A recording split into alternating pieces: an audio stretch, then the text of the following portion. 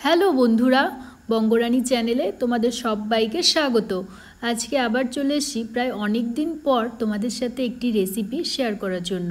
তো অনেক দিন থেকেই তোমাদের সাথে কোনো রেসিপি শেয়ার করা হয় না, প্রায় 12 থেকে 15 দিন হয়ে গেল। তো আজকে আমি তোমাদের সাথে একটি রেসিপি শেয়ার করব পটলের। তো পটলের এই রেসিপিটি কিন্তু গরম ভাতের সাথে খুবই ভালো লাগে খেতে। তাহলে চলো রেসিপিটি দেখে নেওয়া যাক। আমি এখানে পটলগুলোকে খুব ভালো করে পরিষ্কার করে ধুয়ে নিয়েছি। এখানে প্রায় আমি 8 থেকে 10টার মতো পটল নিয়েছিলাম। তো পটলগুলো কিন্তু বেশ সুন্দর, দেখো কচি কচি পটলগুলো। তো এখন পটলগুলোকে আমি কেটে নেব। এখানে আমি পটলগুলোকে খোসা ছাড়িয়ে নেব। এখানে আমি ছুরি দিয়ে পটলগুলোর খোসাটাকে ছাড়িয়ে নিচ্ছি। তোমরা কিন্তু চাইলে বটি দিয়েও করতে পারো। খোসা ছাড়ানো বলতে ওপরের যে খোসাটা থাকে, ছুরি দিয়ে আমি হালকা হালকা করে পটলগুলোর ওপরে এভাবে টেনে নেব। এতে কিন্তু খোসাটা বেশ সুন্দর উঠে আসবে। তারপর দেখো এখানে পটলটাকে আমি মাঝখানে কেটে কেটে নেব। এতে কিন্তু পটলগুলোর মধ্যে মশলাটা খুব ভালো করে ঢুকবে। আবার খুব বেশি কাটলে কিন্তু পটলটা একদম ভাজার সময় নরম হয়ে যাবে আর ভেঙে যাবে।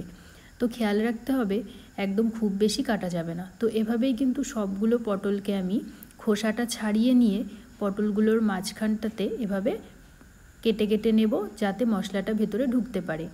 তো এখানে আমার সবগুলো পটলকে কিন্তু কাটা হয়ে গেছে। এখন এখানে একটি বাটি নিয়ে নিলাম, এতে আমি পটলগুলোকে দিয়ে দিলাম। আবারও আমি ধুয়ে নিয়েছিলাম পটলগুলোকে। তো তারপর এখানে আমি দিয়ে দিলাম লবণ আর হলুদ।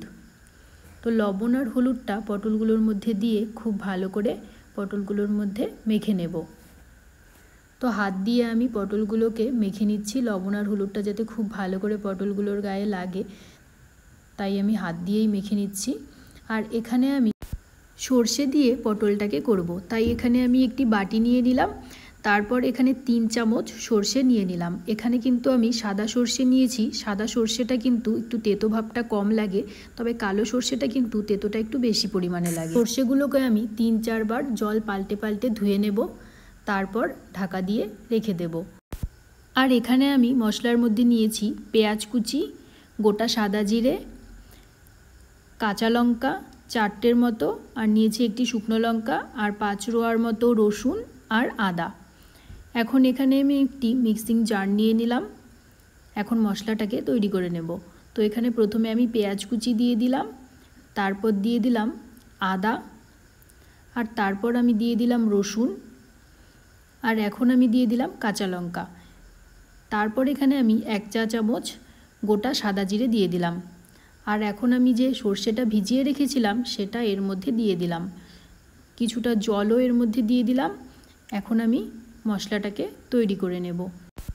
আর তারপর এখানে আমি কড়াই বসিয়ে সর্ষের তেল দিয়ে দিলাম। তেলটাকেও ভালো করে গরম করে নিয়ে পটলগুলোকে এক এক করে তেলে দিয়ে দেব।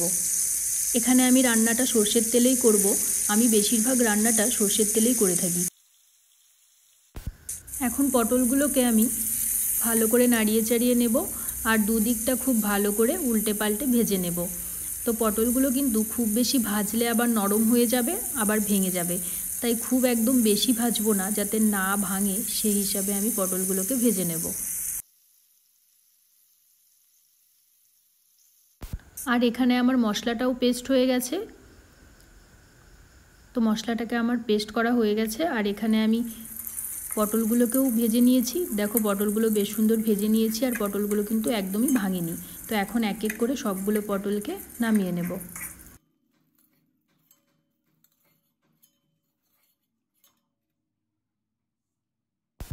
তারপর ওই তেলের মধ্যেই আমি একটি শুকনো লঙ্কা চিড়ে দিয়ে দিলাম। তারপর দিয়ে দিলাম 1/2 চা চামচ গোটা সাদা জিরে। তারপর যে মশলাটা পেস্ট করে রেখেছিলাম সেটা এর মধ্যে দিয়ে দিলাম।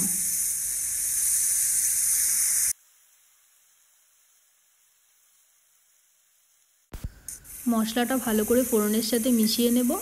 আর এতে যেহেতু সর্ষে দেওয়া আছে, তাই এখানে কিন্তু মশলাটাকে খুব বেশি ভাজা যাবে না। খুব বেশি ভাজলে কিন্তু সর্ষেটা তেতো তেতো লাগবে।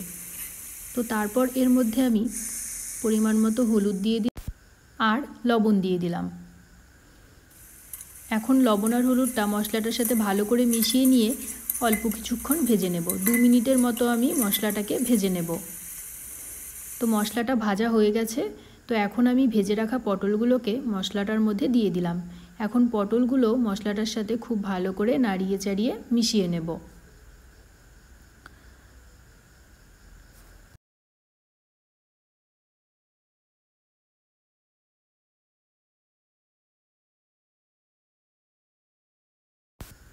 এখন আমি এর মধ্যে পরিমাণ মতো জল দিয়ে দিলাম। এখানে কিন্তু খুব বেশি জল ব্যবহার করব না, যেহেতু একটু গ্রেভি গ্রেভি করে করব, তাই এখানে জলের পরিমাণটা আমি কমই দিলাম।